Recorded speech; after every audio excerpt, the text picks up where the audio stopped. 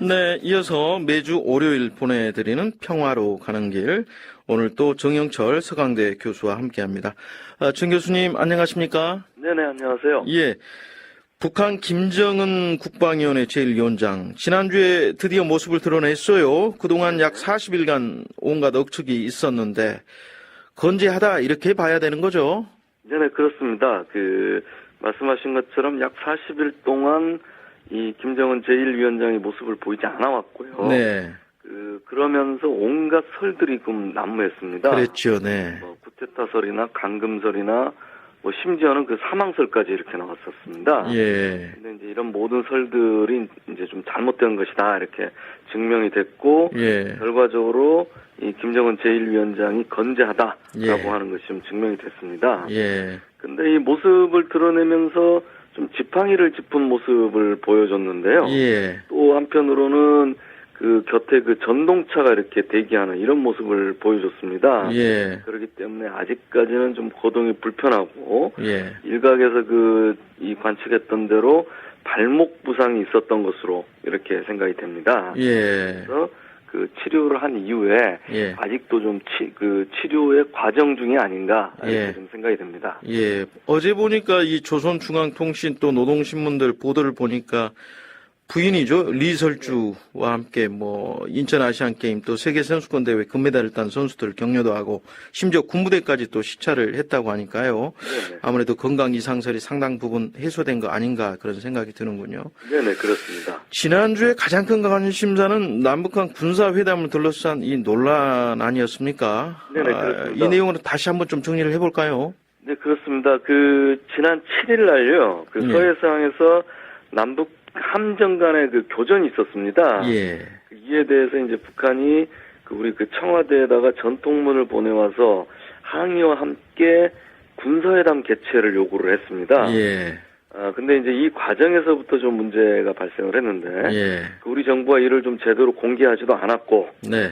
또 회담을 비공개로 한다고 하면서도 또 나중에는 또 이를 공개하고 예. 하는 등의 좀 엇박자를 좀 보여왔습니다. 예, 예. 그 다음에 또 하나는 북한이 애초에 요구했던 것은 이 황병서 북한 이 국방위원회 부위원장, 총정치국장이죠. 예, 예. 그 다음에 청와대 안보실장인 김관진 실장과의 회담을 요구를 했습니다. 예. 근데 이를 우리 측이 오히려 급을 낮추어서 실장급 회담으로 했다는 것입니다. 네, 국방정책실장과, 예. 네네, 그렇습니다. 그렇기 때문에 이제 문제는 회담이 별 성과 없이 끝났는데요. 예. 이 북한이 이 회담의 전 과정에 대해서 낱낱이 이렇게 전문을 발표하면서 공개를 해버렸습니다. 네. 이러면서 이 남북 간의 좀 진실 게임 비슷한 지금 공방이 벌어지고 있습니다. 그러니까요. 이 회담을 둘러싸고 이 진실 공방이 발생을 했는데 북한이 공개한 전문은 또 어떤 내용입니까? 간단하게 말씀드리면 이 군사 당국자 회담의 제안에서부터 시작해가지고 네. 이 회담의 전 내용을 전부 다 지금 밝혀버렸습니다. 예. 핵심은 크게 세 가지인데요. 예. 첫 번째는 지난 10월 7일 날 서해상의 이 교전 이후에 예. 북한이 황병서 총정치국장 명의로 각서를 보내와서 회담을 제안했다. 근데 네. 예. 이 남측이 거부했다라고 하는 겁니다. 예. 그런데 이후에 세 차례에 걸쳐서 북한이 각서를 보냈고 10월 10일 날 북한이 최후통첩성의 각서를 보내자 우리가 회담에 응해 나섰다라고 하는 겁니다. 예. 두 번째로는 회담을 비공개로 하기로 남측이 먼저 제안을 했는데 네. 이걸 나중에 이제 공개했다라고 하는 것이고요. 예. 세 번째로는 자신들이 크게 한 4가지 정도의 합리적 제안들을 했는데 네. 이 제안 토의를 남측이 거부를 하고 기존의 어떤 주장만을 되풀이했다라고 하는 점입니다. 기존의 주장의 되풀이다. 이 내용은 또 어떤 내용입니까?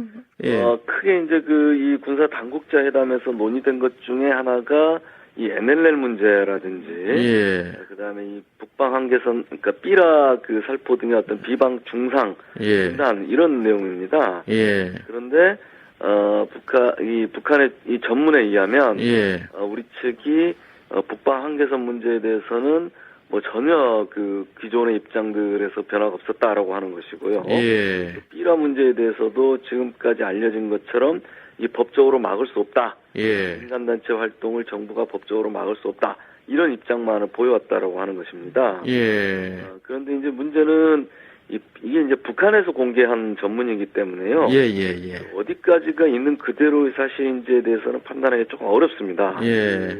어느 정도는 북한 측의 입장들의 좀 편파적인 내용이 있을 것이다. 좀 이런 생각도 들고요. 예. 그렇지만 어찌됐든 간에 이 전체적인 상황을 보면 네. 이번 이 군사 당국자 간 회담에서 북한이 좀 적극적으로 뭔가 제안도 하고 문제를 풀어보고자 하는 이런 모습을 보여줬다면 네. 우리 측이 좀 소극적이고 좀 적극적이지 못한 이런 자세를 보였다라고 하는 것은 좀 분명해 보인다 이렇게 생각이 듭니다. 예. 참 아슬아슬합니다. 이게 대화의 끈을 이어 나가는 게요. 네네. 지금 이렇게 되면은 또 제2차 남북 고위급 접촉 또 위태로워지는 거 아닌가? 어떻게 보십니까? 뭐 말씀하신 것처럼 좀 아슬아슬하고요. 좀 네. 위태로운 상황인데요. 일단 다행스러운 것은 북한이 아직까지는 남북 고위급 접촉에 대해서 무산을 선언하지는 않고 있다는 점입니다. 예. 이번에 공개된 전문에도 보면 이 고위급 접촉의 무산 가능성을 언급하기는 했지만 여전히 남측 당국의 태도를 주시하겠다. 이렇게 해서 그 가능성을 좀 남겨놓고 있습니다. 네. 다만 그 최근 북한이 언론에서 이 군사 당국자간 회담의 결과라든지 또 그 박근혜 대통령이 그 아셈 회의에 참석하지 않았습니까? 네. 이 해외 순방하는 과정에서의 발언 등을 거론하면서 이 어렵게 마련된 대화 분위기에 부정적인 영향을 미치고 있다라고 비판을 하고 있습니다. 그러니까 북핵 문제 또 북의 인권 문제 언급한 부분을 두고 하는 얘기죠, 북한이. 네, 그렇습니다. 예. 그러면서 이중적인 모습을 보이고 있다 이렇게 좀 비판을 하고 있습니다. 네. 만약에 좀 이런 분위기가 계속된다면은 고위급 접촉도 합의대로 좀 열리기가 좀 어려운 뭐 그런 상황이 올 수도 있고요. 예. 지금 현재 가장 좀 관건이 되는 것 중에 하나는 이번 주 25일에 그 삐라 살포가 또 예고되고 있습니다. 네, 대북 단체가 또 살포하겠다 이렇게 예고를 하고 있죠. 네네, 그렇습니다. 이에 대해서 이제 정부가 어떻게 대응하는지가 대단히 중요한 분수령이 되지 않을까. 네. 이미 그 북한은 앞으로 또 삐라가 살포된다면 이번에는 그 조준격파 사격을 하겠다. 좀 이렇게 이야기를 했거든요. 예. 그렇기 때문에 그 이번에 군사 당국자 회담, 그다음에 삐라 살포 등 이 고위급 접촉을 통해서는 좀 넘어야 할 좀 산이 좀 많이 놓여 있는데요. 네. 우리 정부가 과연 어떻게 대응할지 좀 지켜봐야 될 것 같습니다. 네, 최대 분수령이 되지 않을까 그런 말씀이시네요. 네네. 예.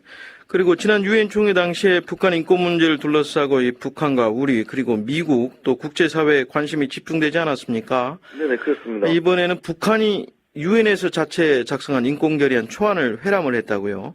네, 그렇습니다. 그러니까 북한 유엔 대표부가 아까 유엔의 북한 대표부가요. 네. 지난 15일에 그 유엔 주재 외교관 한 60여 명 정도로 초청해서 네. 자신들이 자체로 작성한 유엔 인권 결의안 설명회를 개최했습니다. 예. 그 최근에 어떤 북한의 모습을 보면 인권이라고 하는 문제에 대해서 좀 적극적인 그 대처의 모습들을 보여주고 있습니다. 예. 그 뭐 조선 인권 연구 협의회가 인권 백서도 발간을 하고 있고요. 예. 또 유엔에서 인권 설명회도 하고 있고요. 예. 또 하나는 이게 중국 매체를 통해서 서방의 그 인권 간섭에 대해서 좀 적극적으로 반박하는 이런 모습을 보여주고 있습니다. 네. 근데 이제 이런 모습이라고 하는 것은 이 인권 역사라고 하는 이 관점에서 보면 그 한 단계 좀 진전된 모습이다 이렇게 평가를 할 수 있습니다. 네. 뭐냐면은 그 인권 제의에 대해서 그동안 무관심하거나 혹은 아예 거부를 한다거나 네. 뭐 이래 왔는데 예. 이런 단계에서 이제는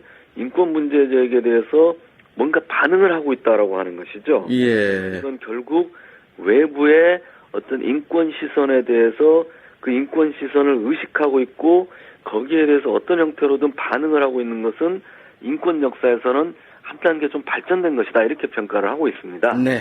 알겠습니다. 오늘은 여기까지 듣겠습니다. 정영철 서강대 교수와 함께했습니다. 다음 주 월요일에 뵙겠습니다. 네네, 감사합니다.